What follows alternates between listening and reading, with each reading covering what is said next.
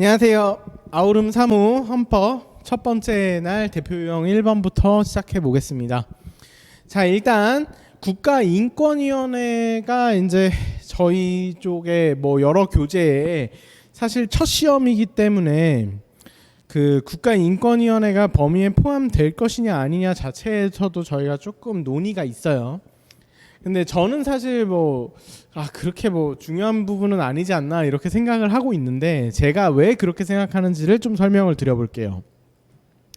일단 보시면 국가인권위원회라는 조직은, 이 기관은요, 일단 헌법에서 설치하라고 한 기관은 아닙니다.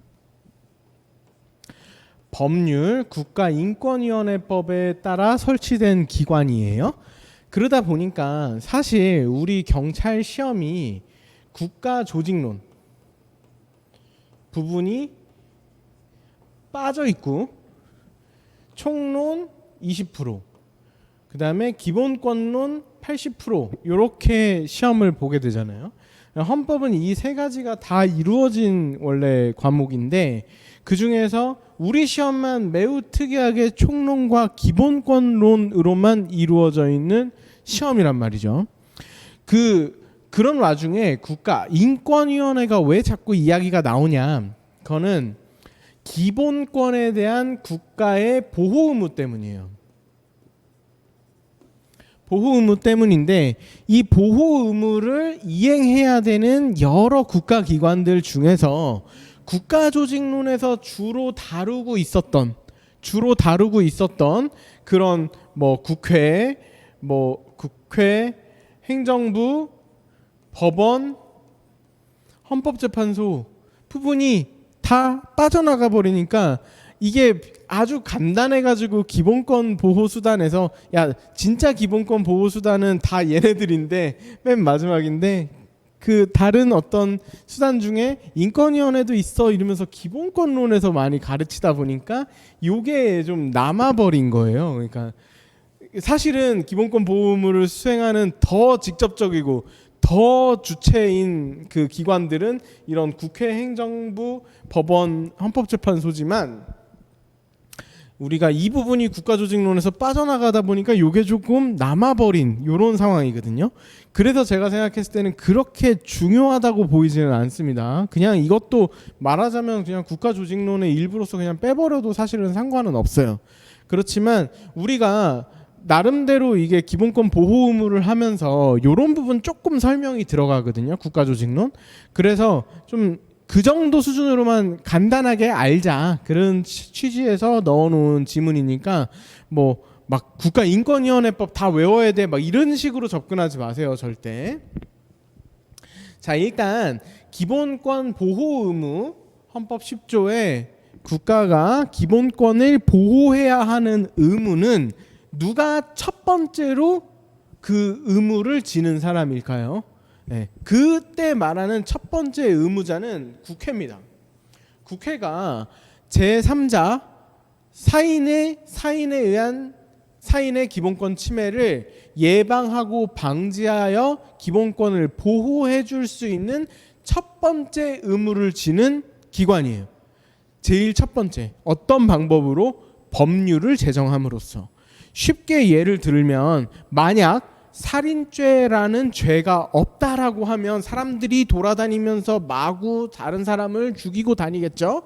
그러면은 사인에 의한 국가의 살인죄, 사인에 의한 기본권 침해, 생명권이라는 중요한 기본권의 침해를 국가가 완전 손 놓고 있는 거잖아요. 아무것도 안 해주고 있는 거죠. 이럴 때 과소보호되었다라고 해가지고 위헌이야, 그런 살인죄의 죄를 입법하지 않은 것을, 이렇게 판단을 누가 해주죠?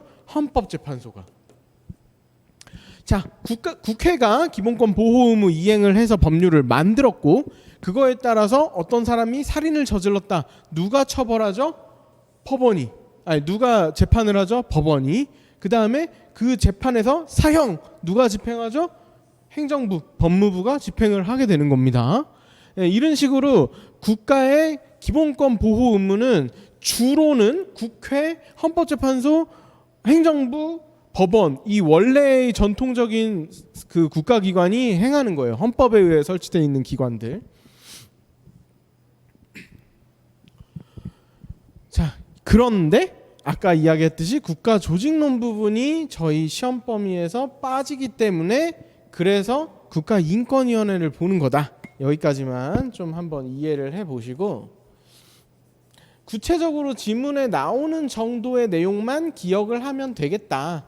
예, 어차피 기본권 보호 의무 부분도 나와야 한 문제인데 기본권 보호 의무 내야 되는 문제들도 많은데 굳이 이 인권위원회 문제를 굳이 낼 필요는 없거든요, 사실. 예, 출제자의 관점에서 생각해 봤을 때. 그래서 그냥 가볍게 듣고 넘어가는 걸로 하겠습니다. 일단 옳은 것을 모두 고르시오. 저는 항상 시험 문제 제대로 보라고 말씀을 드리죠. 지난 아우름 1, 2호 때도 말씀을 드렸지만 어떤 그 문제를 풀 때 답이 먼저 나오면요, 그때는 즉시 넘어가야 돼요. 다른 지문, 다른 선지 읽지 말라고 문제당 1분을 준 겁니다. 자, 옳은 것 찾으면, 근데 모두 고르시오면 어쩔 수 없이 읽어야 되겠죠. 이거 막 조합하고 있는 게 시간이 더 오래 걸려요. 그냥 이거 옳은 것 딱딱딱 고르고 아리까리하고 헷갈릴 때만 조합을 가지고 생각을 하는 겁니다. 자, 국가인권위원회는 11명의 인권위원 맞아요. 이건 법에 그냥 있어요. 인권위 법에. 국회가 선출하는 4명 중에 2명이 상임, 대통령이 지명하는 4명 중에 1명이 상임, 그리고 요 대법원장이 지명하는 3인 이렇게 되고, 국가인권위원회의 위원장이 있겠죠. 인권위원장 플러스 요 2명, 요 1명, 상임위원 3명 포함해서 11명. 이게 법에 딱 정해져 있습니다. 그래서 요거 맞는 내용이고요. 다음으로 관계 국가행정기관이나 지방자치단체의 장은 인권의 보호와 향상에 영향을 미치는 내용을 포함하는 법령을 제정 또는 개정하려는 경우. 자, 법령은 뭐죠? 원래 법률 플러스 대통령령, 부령, 총리령 등이죠. 그런데 지방자치단체의 장이 뭘 만들죠? 이거랑 아무 관련이 없죠. 지방자치단체의 장이 만드는 거는 조례도 아니고 지방의회가 조례를 만들고요. 규칙이라는 거를 만들 수는 있어요. 그렇지만 뭐 이런 거를 만들려고 할 때 이 취지는, 법의 취지는 국가행정기관, 독임제 행정기관이겠죠. 무슨 부장관, 뭐 총리, 뭐 이런 식으로 관계 국가행정기관이나 지방자치단체의 장인, 독임제 기관한테 의무를 딱 부여를 하는 거예요. 혼자 있는 사람한테. 그래야 이 사람이 안 했을 때 누가 책임의 소재를 가리기가 쉽게 되겠죠. 독임제 기관한테 니네가 법령의 광의로 보면은 조례도 포함될 수 있으니까 조례나 규칙 같은 것도 포함해서 그냥 전체적으로 어떤 법 규범을 제정 개정하려는 경우, 제정 개정 실제로 누가 해요? 법률 같은 경우에 국회가 하죠. 국회가 하는데 왜 행정기관에서 얘기를 하냐? 정부도 법률안 제출권이 있으니까. 그래서 어떤 거 제정하려는 경우에 미리 국가인권위에 통지하여야 한다. 통지해야 돼요. 법에 딱 정해져 있어요. 하지만 내용을 보죠. 인권의 보호와 향상에 영향을 미치는 내용. 모든 법은 국민의 기본권을 보호하기 위해서 만들어 놓은 거예요. 국민의 기본권을 보호하기 위해서 국가가 존재하는 것이지, 국민의 기본권을 보호하기 위해서가 아닌 상태에서는 국가가 존재할 필요가 없고 법률이라는 게 있을 필요가 없는 거예요.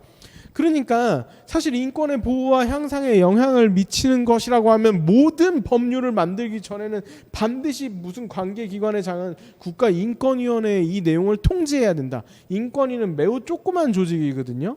이거 통지 받아도 뭐 볼 수도 없어요. 그러다 보니까 이 조문, 그냥 조문에는 있지만 그냥 실질적으로는 사문화되어 있는 조문이고, 언제 쓰냐?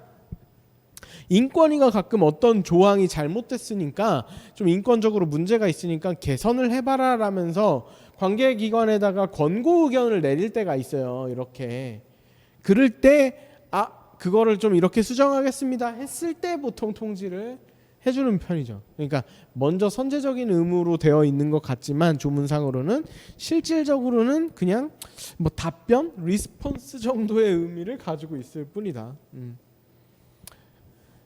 뭐 주로 그 인권위법 있잖아요. 국가인권위원회 법을 개정하려고 할 때 그럴 때는 이제 선제적인 의미를 가지고 통지를 해줘야 되겠죠. 어쨌든 법에 있는 조문의 내용이네요.